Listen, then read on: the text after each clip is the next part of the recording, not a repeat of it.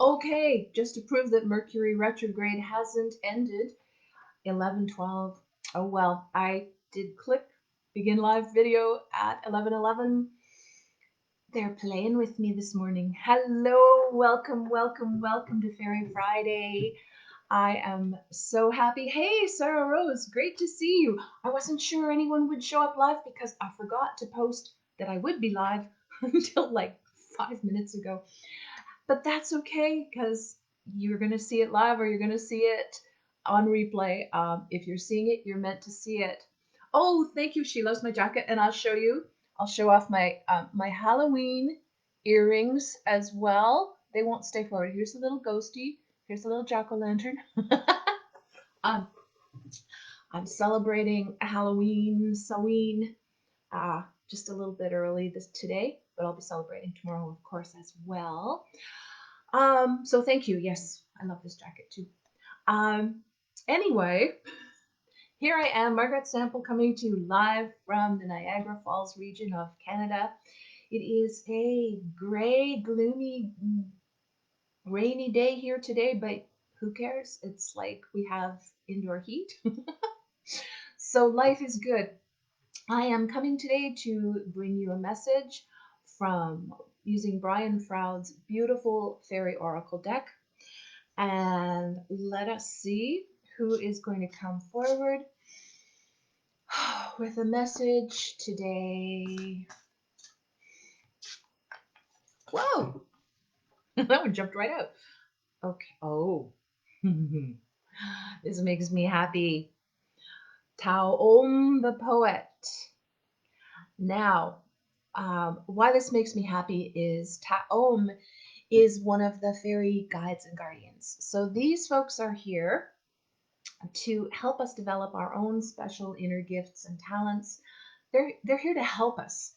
They don't challenge us so much as help us along our journey. Okay, and they always want us to remember to live harmoniously with nature, and they tend to prick our balloons if we become too pompous. So here's Taom, the poet.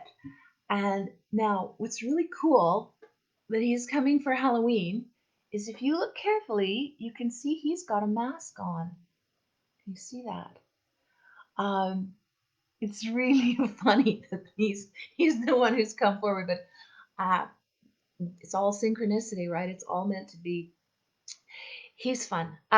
So he is about clear sight, poetry, erotic energy, laughter, and not getting into serious mischief. So he will lead you into mischief, no doubt.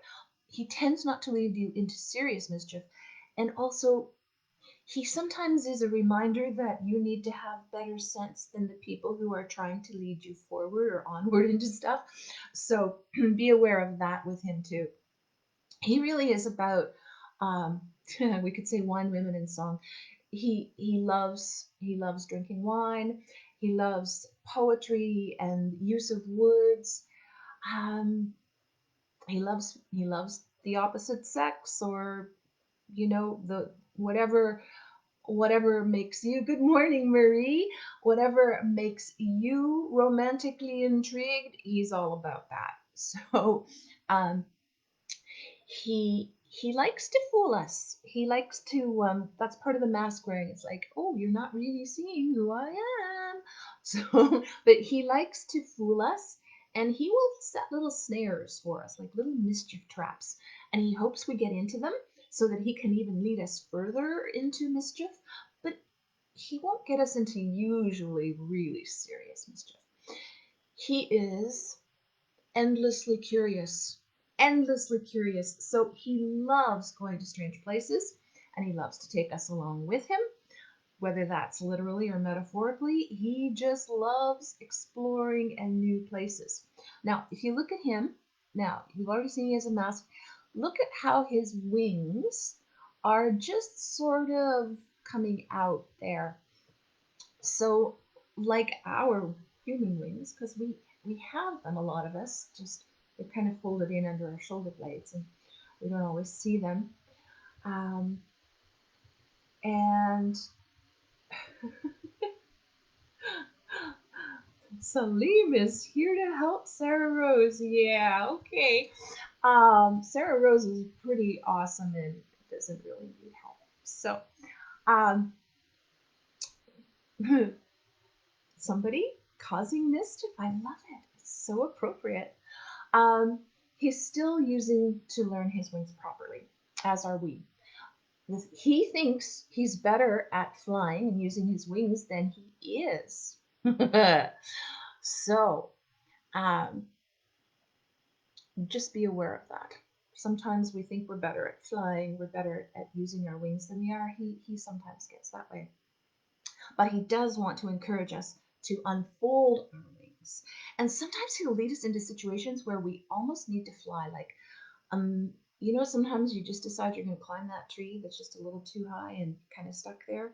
I remember one time I was traveling, I was in Greece, and I was younger then, but still, I decided I was okay. So there was this amazing cliff face, and I was traveling with three friends that day, and we decided we were going to climb up because then we could go down to the beach on the other side.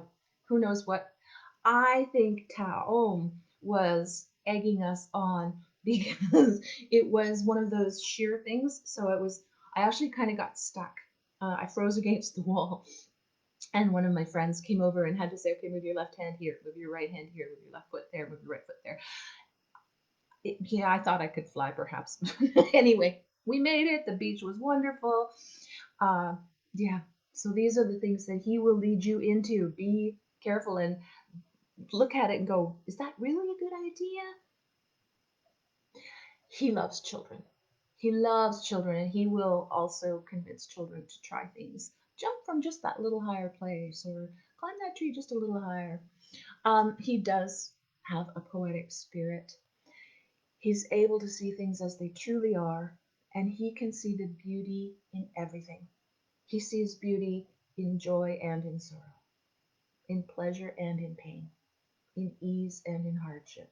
And it's really good to be able to see the joy in everything these days, because sometimes it's hard right now to find joy or fun. But hey, Halloween will be different for everyone in North America celebrating or enjoying Halloween. It's going to be different this year, but find a new way to have fun. Find a new way to celebrate.